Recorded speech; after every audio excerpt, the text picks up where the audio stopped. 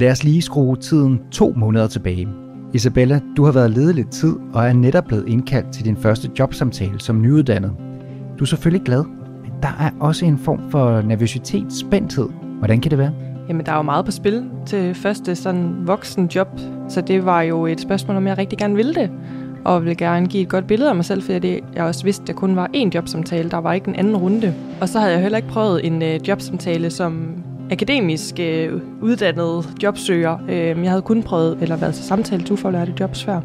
Så det var også en helt ny sådan måde at gå til jobsamtale på, følte jeg. Du lytter til Voksenjob fra Magisternes A-kasse. Podcasten om at gå fra studiet til livet bagefter. Overskriften er denne gang den første jobsamtale som nyuddannet.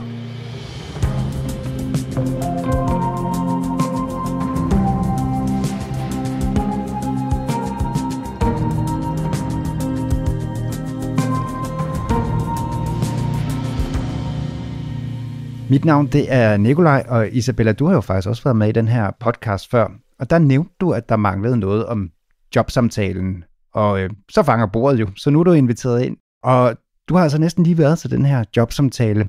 Med udgangspunkt i det, så vil vi finde nogle generelle råd frem til dig, der skal til en jobsamtale. Og i det her afsnit, der kommer det til at handle om, hvordan man forbereder sig op til. Og den samtale, du skulle til, det var en samtale, hvor du havde brug for noget sparring inden, følte du? Ja. Og det kan man jo få gratis som medlem af Magisternes A-kasse. Og du fik det hos karriererådgiver Berit Andersen, som jo også er med her i dag. Ja. Og helt kort, Berit, hvad er en jobsamtales formål egentlig? Jamen, det er jo, kan man sige, at fortsætte det indtryk, som arbejdsgiver har fået. Hvis vi antager, at det er en opslået stilling, så ligesom i Isabellas tilfælde her, så har hun jo naturligvis sendt sit CV og ansøgning ind.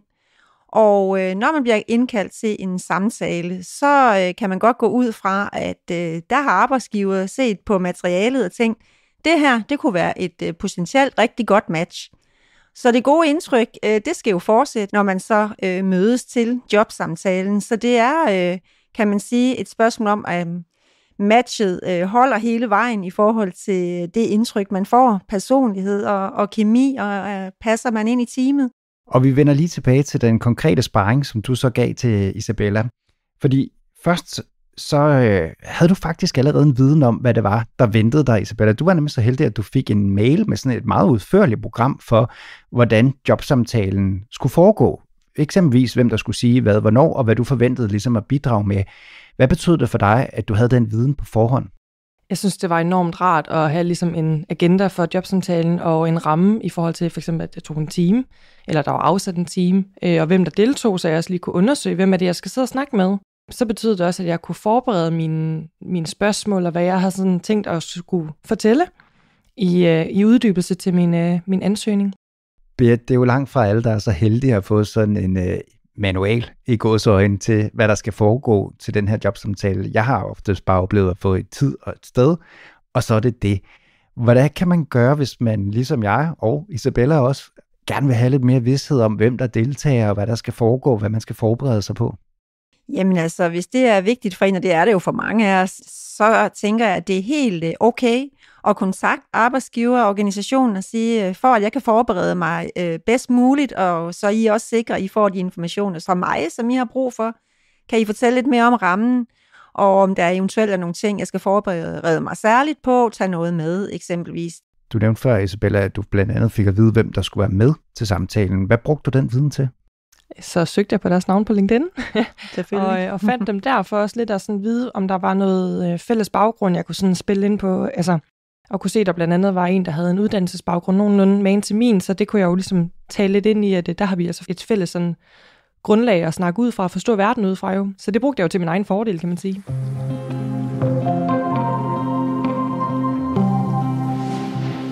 Og så lad os lige vende tilbage til den her sparring, eller karrieresamtale, som vi jo kalder det i Magisternes A-kasse. Hvad var det, du gerne ville have sparring på? Hvad var det for et spørgsmål, du havde? Jamen helt lavpraktisk havde jeg brug for at vide, om man for eksempel stadigvæk printer CV'er ud og tager med til samtalen. Det gjorde man dengang jeg gik til jobsamtaler og skulle have fritidsjobs. Og så også bare vende det her med, for eksempel, hvilke spørgsmål kunne jeg stille dig sådan, altså ud fra, hvad der er vigtigt for mig, og hvordan man også giver et godt indtryk af sig selv ud fra de her spørgsmål. Og så helt konkret det her med de her styrker og svagheder, som jeg ofte sådan kan læse mig frem til de gode råd, når man forbereder sig til en jobsamtale. Så det har jeg brug for at vende med Berit. Okay, der var flere ting i det her. Lad os lige tage dem en af gangen. Helt sådan konkret, Berit. Det med CV og ansøgning. Skal man have det med? Ja, det synes jeg absolut stadigvæk, man skal, og det sagde jeg også til dig, Isabella. Og det her med i det hele taget at bringe noget med, som man jo også vil gøre naturligt til et hver andet møde, tænker jeg. Det giver god mening, og nu sidder jeg og kigger ned på Isabellas notesbog. Det er der ingen, der kan se her. Men det, at man også kan se, at jeg har taget nogle notater og noget, som jeg har forberedt, det synes jeg virker helt fint. Styrker og svagheder. Yeah. Det er jo også sådan en, man hører mange gange, hvis man søger. Det er sådan næsten noget af det første, der kommer op. Du skal kunne sige, hvad er 3 gode ting og 3... jeg tror, man kalder det forbedringspunkter eller sådan noget. Man siger, man siger i hvert fald ikke noget dårligt, men det er jo det, der ligger i det. Ikke? Er det stadig en ting? Jamen, det er det jo faktisk. Og så skal vi jo kigge lidt på, hvad er årsagen til, at man spørger til det. Jamen, det ofte, som vi er interesseret i at vide som arbejdsgiver, ikke, eller arbejdsgiverne gerne vil vide, det er jo i virkeligheden, hvor høj en grad af selvindsigt har kandidaten. Det er jo ikke, fordi vi er ude efter, nogen er ude efter nogen, der er ufejlbarlige, men det er ret godt at vide, jamen, hvor er det så egentlig, at du tænker, du har brug for noget sparring, eller hvornår er det, at du kan være sådan og sådan. Det er i virkeligheden bare det. Så det er lige så meget den her selvindsigt. Hvor godt kender du dig selv i de her situationer? Hvordan gik du til den proces? Altså til selve samtalen med Berit, der snakkede jeg om de overvejelser, jeg har haft, fordi jeg er selv typen, der sidder og reflekterer rigtig meget over sådan noget. Jeg har både snakket meget med min mand, fordi nu, siden jeg sidst har været til jobsamtale, der er jeg også blevet forældre og gift, og så min livssituation er også helt anderledes. Men så har jeg snakket med Berit om ordvalget, altså hvordan undgår man det her, det bliver misforstået på en negativ måde, hvor Berit havde nogle konkrete sådan, forslag til, prøv at kalde det her i stedet for, fordi det er jo det samme, det dækker over, men det kan måske modtages på en lidt mere positiv måde. Ja, jeg kan jo se her på noterne, en af de ting, du har skrevet, det er for eksempel, at du er perfektionistisk, og det står både som en styrke, men også som noget, du godt kan se som en svaghed. Hvordan hænger det sammen? Jamen, perfektionistisk for mig, eller i hvert fald, hvordan jeg er perfektionistisk, det er, at jeg gør tingene rigtig godt. Jeg lægger meget energi i at lave et godt stykke arbejde. Det betyder også, at når man samarbejder med mig, så er der en vis kvalitet i det, jeg leverer. Det kan selvfølgelig også være en udfordring i forhold til, at i dagens Danmark, der er der rigtig mange opgaver, der skal laves, både privat og jobmæssigt og alt sådan noget. Så det at kunne vurdere, hvornår nok er nok, eller hvornår det er godt nok, hvad skal afleveres på 80% færdig, hvad skal afleveres på 100% færdig. Og selvom det er jo noget af det, jeg har arbejdet med hele mit liv, fordi det er jo et af mine personlighedstræk, om man vil, så er det også et spørgsmål om, at det, jeg har brug for fra kommende kollegaer og ledere, det er en sparring omkring, hvorfor noget af det her, altså særligt i starten, hvor jeg ikke rigtig kender jobbet, hvorfor noget af det her er særligt vigtigt at fokusere på at lave til 80% eller til 100%. Var der nogle aha-oplevelser for dig, efter du har været til sparring med Berit? Noget sådan særligt, du tog med dig? Absolut. Særligt den her, fortæl lidt om dig selv, og hvad er det, du kan i den her konkrete stilling. Der rådgav Berit mig til at show it, don't tell it. Fordi nogle af de ting, jeg sådan snakker med Berit om, det kan godt være lidt komplekst, hvis ikke man ved, hvad det er på forhånd. Og nu har jeg en baggrund inden for grafisk facilitering også. Altså det at kunne tegne mine budskaber på papir. Så hun sådan, tegn dig en tegning, lav en plakat, tag den med og vis det. Så det valgte jeg faktisk at gå hjem og gøre som forberedelse til jobsamtalen, både i forhold til, hvad det jeg kan bringe af særlige kompetencer, der passer ind i det her job, eller i hvert fald, hvordan jeg har forstået jobbet for stillingsopslaget, men netop også, hvem er jeg? Hvordan synes jeg, at jeg passer ind til det her job, til den her organisation? Hvad det jeg brænder for? Hvad det min baggrund har givet mig erfaringer? Fordi jeg havde faktisk en masse relevante erfaringer fra tidligere jobs og frivillig arbejde. Så der havde jeg ligesom tegnet min røde tråd i CV'et, for ligesom også at sådan fremhæve det. Og det fungerede egentlig ret fint for mig også, i stedet for at skulle stå og lave en elevatortale og stå og øve den foran spejlet. Show it, don't tell it. Hvorfor? Fordi det giver gennemslagskraft.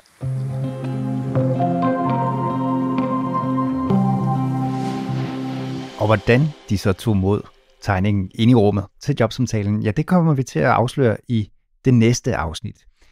Nu har vi jo taget udgangspunkt i dig, Isabella, men Berit, hvis vi sådan lige hæver os lidt, er der sådan 3 basic råd, man sådan ligesom skal gøre, når man bliver indkaldt til en jobsamtale?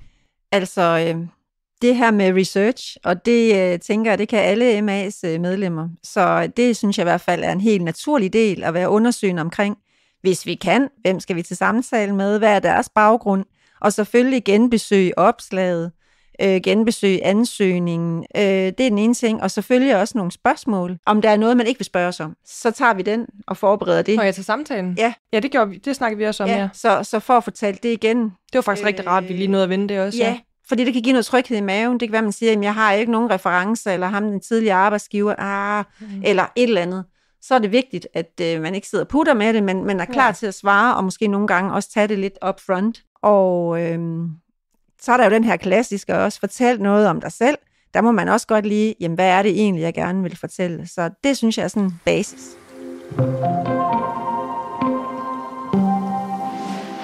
Vi skal videre på den her liste, du har fået om, hvad I skal snakke om. Der står nemlig også, at du har mulighed for at stille spørgsmål til dem. Kan man altid forvente det, Berit? Ja, jeg har egentlig lyst til at sige, ja, det kan man. De fleste samtaler, der vil man jo spørge til sidst, om ikke andet, om der er nogle spørgsmål. Så det tænker jeg godt, at vi kan tage for givet. Det er i hvert fald godt at have med, lyder det, som absolut. Du siger. Ja. Hvordan fandt du frem til de spørgsmål, som du skulle have med? Jamen igennem den her dialog med min mand og netværksgrupper og sådan noget, har jeg jo ligesom tunet ind på, hvad det der er vigtigt for mig at vide omkring et kommende job generelt set. Og så i forhold til det her specifikke stillingsopslag, hvad er det, jeg ikke kunne læse ud af det, hvad er det, jeg har brug for at vide. Men så også i forhold til, hvad jeg snakkede med Berit om, den her, hvor ser I udfordringerne i stillingen, og hvor er de gerne vil hen med stillingen, og, altså generelt set i organisationen, og hvad skal der til for at lykkes i stillingen? Og nu sidder du igen og skæver til notesbogen, kan jeg se. Berit, er det også, når man sidder og forbereder de her spørgsmål, er det også okay at simpelthen tage en liste med ind og sige, jeg har faktisk lige skrevet her? Absolut, absolut. Igen, det vidner jo om en god forberedelse, ikke? Og hvordan vil vi egentlig gå til en opgave, når vi får jobbet? Så det synes jeg bestemt. Og når jeg rigtig godt kan lide det her spørgsmål omkring, hvor udfordringen kan være, så er det for at lige grave lidt dybere. Vi kommer ned i substansen af opgaver, men også hvor udfordringen kan være. Fordi der kan Isabella i det her tilfælde komme tilbage og sige, okay, det kan jeg godt se, det er faktisk noget af det, jeg har arbejdet med på studiet, eller jeg kender det fra mit frivillige arbejde. Der får man en god måde at relatere det til, hvordan man vil agere i de her opgaver i dagligdagen. Jeg har lyst til at sige, at også, den varme grød også står på listen, i den forstand, at der står løn, som er også noget, man danser lidt rundt om. Hvordan havde du det med, at det stod på din liste? Rart, altså fordi alle de der råd, jeg havde fået på forhånd, det er sådan, man skal ikke snakke løn til første samtale. Hvad jeg så også kunne forstå, så er det jo ofte sådan, det rent faktisk er i virkeligheden. Så det er, at de var ærlige om fra start af at sige, vi forventer, at vi skal snakke om løn, og hvordan det kommer til at foregå til samtalen. Som du siger, det skal man prøve at undgå, eller hvad, Berit? Altså, vi har jo sådan et sjovt forhold til løn her i Danmark i hvert fald, ikke? Det står meget, meget sjældent i stillingsopslagene, modsat eksempelvis i England, hvor det altid vil blive nævnt for meget.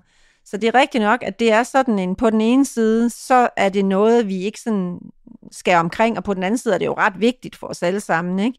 Så det handler lidt om, og skal vi tale om løn, jamen så vil vi allerhelst have, at det er arbejdsgiver, der kommer med det første.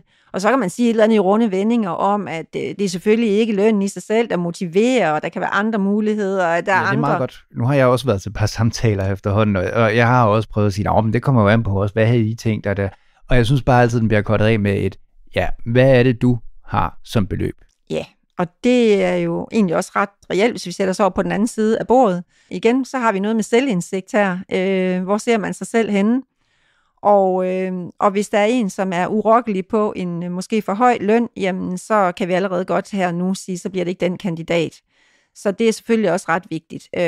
Men det er det er vigtigt at lave sit hjemmearbejde. Spørg sin faglige organisation, eller spørg tidligere studiekolleger, lige at få lidt en idé om det. Og så vil jeg sige, gå ind til det med, at man i hvert fald har i sit baghoved, hvad er det mindste, jeg vil gå med til? Og tænk også i andre baner, ikke? Eksempelvis, hvad der er mulighed for opkvalificering og andre goder, hjemmearbejdspladser, ekstra ferie osv. Det er en samlet pakke, og pension naturligvis. Isabella, du synes jo, det var godt, det stod som et punkt, I skulle snakke om. Hvordan vidste du så som nyuddannet, hvad du var værd? Jeg ringede til min fagforening.